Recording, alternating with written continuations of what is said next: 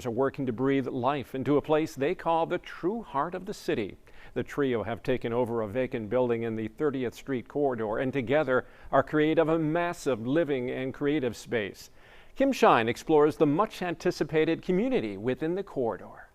They want to see their city grow in an area that's been left behind. So these three friends are planting seeds. So we always had the big dream. I just think it was perfect timing for us to finally get the space to actually implement the dreams. Q El-Amin, Rahenio Boynes, and Michael Wesley are creating their version of change, reimagining a space that decades ago was a thriving centerpiece of Milwaukee industry. In the previous years, this was the area where commerce happened. So you had a lot of the industries in Milwaukee, so everybody either lived around here, had a business around, or worked in the factories. This is the 30th Street Industrial Corridor in the city's 15th Aldermanic District. It's been home to many companies over the years, including Master Lock and Harley-Davidson. Soon, it will welcome the new community within the corridor. A lot of people are focusing on developments closer to the Pfizer arena and things of that nature. But if you hop on Fond du Lac right here, we 5 minutes from downtown. So this was just an area I felt that needed some love and attention and transformation. The developers are revamping the former Briggs & Stratton building, which has sat vacant since the 1980s. Like this structure, they feel this neighborhood and this community has been largely forgotten about. Our north side is always well, I won't say always, but it's typically not invested in as much as other areas in the city.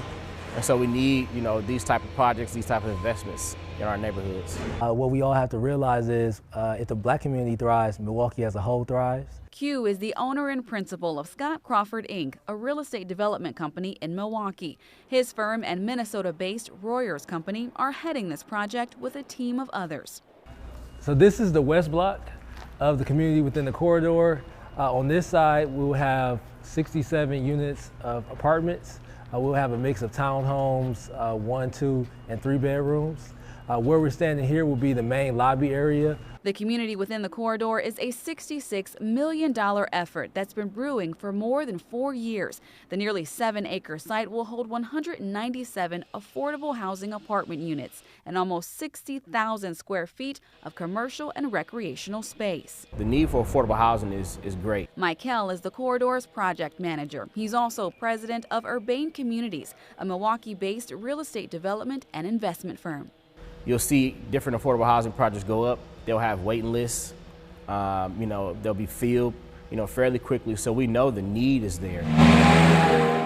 3 years ago, Mayor Tom Barrett launched his 10-year 10,000 Homes initiative.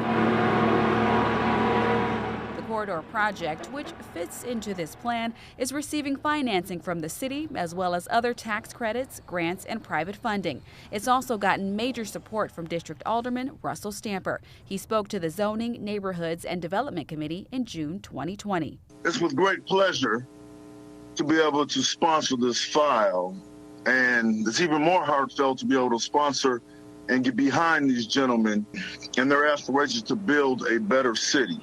They've stayed committed to the area, committed to this project, and it's just a testament on what they're going to bring to the neighborhood. The team is also working intentionally to rid the stigma of affordable housing. The corridor will host a variety of amenities, including childcare, STEM after-school programming, a laundromat, and a small grocer. Rahenio, also known as rapper Ray Nitty, my vision bigger than your comprehension. I couldn't send me slaving for no pension. Will head the site's creative corridor. We'll have a dance studio that'll be curated by Jay Sharon. Also, we'll have a studio space, which will have 2 main studios, 4 smaller recording studios that'll be curated by myself, Business Boy, Larry Sanders. We'll have an art space. We'll have a media space for film and different things as well, and just a ton of different programming. He says it's a space for Milwaukee's artists to stay connected in the city, where our creative community and Milwaukee can thrive, and we could stop perpetuating the narrative of you have to leave Milwaukee in order to become successful because of the lack of platforms, spaces, opportunities, and resources. And for us, the Creative Corridor is showing that that is not the case. If you look at Bayview, that's how Bayview got started as an artist community that then grew out of there. So we see the same thing happening here without the gentrification. Not only are these friends and business partners excited for the future, neighbors are as well. Monique Bateman has lived in the Metcalf Park neighborhood for 22 years. I feel safe because I know the area, but yet when the outside interaction comes in, it takes away the security that you think you've built up. Bateman is known around this community for providing meals and other help to those in need. She hopes the Corridor project brings families back to the neighborhood. Hopefully it will pick up the pace for a lot of families, changes, growth, the income, everything should make it better. Should let people see the light that there's possibility over here. And ultimately, she says she appreciates that 3 intelligent black men had the strength and courage to tackle such a project. Because they should have a more feel of what we want and what we need versus someone of a different gender, race coming and trying to convince everyone that this is for them. The groundbreaking for the community within the corridor is Friday, June 18th. The development is scheduled to open in summer 2022. And as they build dreams in this neighborhood, the team is inviting neighbors to get involved and to take ownership of this space. They want the community within the corridor to be a place that connects real people to real opportunities, resources, and to each other. This is where we could thrive. This is where I could go to black-owned stores up and down Center Street and really push an economy in the area. So I want our young generation to know that this is for them. It is really something